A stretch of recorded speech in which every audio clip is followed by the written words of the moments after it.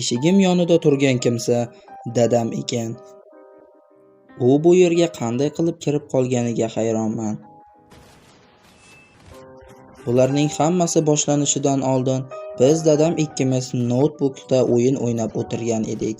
Birdaniga eshik taqillab qoldi. Men esa uni ochish uchun eshik tomon yugurdim. Eshik yoniga borganimda onam u yerda turgan ekan. Qiziq, u nimadandir juda ham qattiq qo'rqib ketgan. Azizim, nima bo'ldi? Tinchlikmi? Mening ortimdan ikkita g'alati odam quvib keldi. Ularning biri qon yoki bo'yoq bilan bejalib yotibdi. Ular ichkariga kirmoqchi bo'ldi.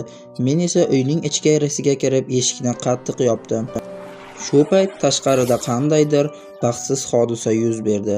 Biz hammamiz deraza yoniga yugurib bordik.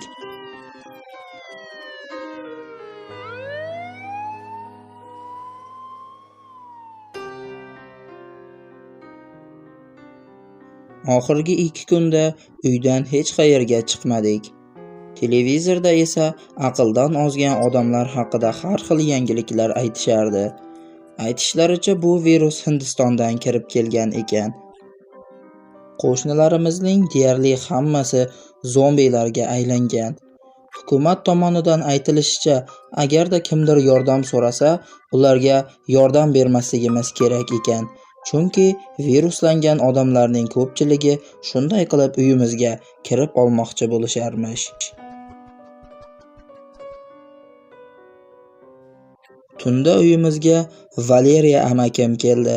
Dadam u bilan oshxonada ancha vaqtlar nimanidir muhokama qilishdi.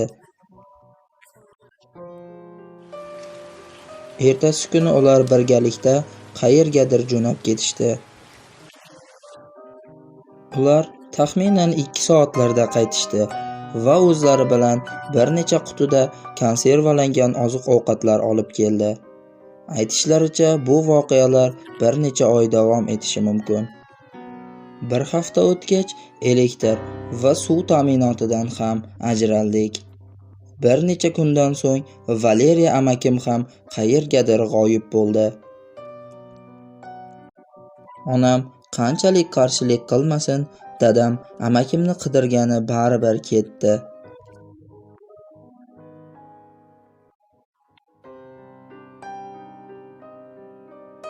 Dadamning kelishini poylab, ba'zi kunlarda onam ikkimiz kuni bilan deraza tagida o'tirar edik. Videoga like bosib, kanalga obuna bo'lib qo'yishni esingizdan chiqarmang. Oradan 2 kun o'tdi. Onam dadamning qaytib kelganiga chiday olmay yig'lab yubordi. Lekin buni menga ko'rsatmaslikka harakat qildi va menga qo'lidan kelgancha dalda bo'ldi.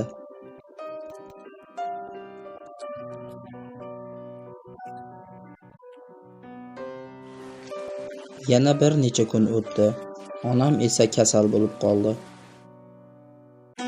U kun bo'yi to'shakdan turmas edi va bunga holi ham yo'q ekanligini aytardi.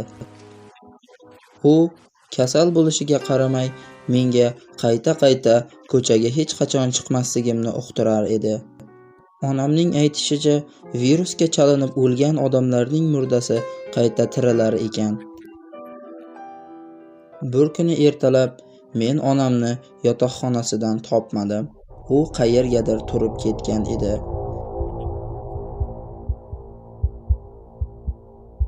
Ko'chaga qanday chiqqanimni eslay olmayman, lekin xuddi jinniday onamni baqirib chaqirishdan boshqa ishim yo'q edi.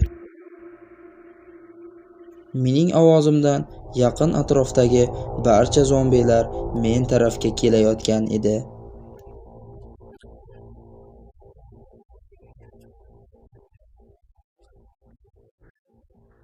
Qo'limdan hech narsa kelmasligini bilib, uy tomonga yugurdim va eshik va derazalarni yopib tashladim.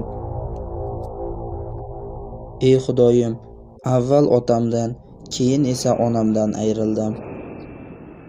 Ehtimol ular hali ham o'sha yerdadir, ya'ni zombilar orasida. Endi esa mening yonimda dadam turar edi. Bilishimcha, u shu paytgacha uyning ichkarisida bo'lgan.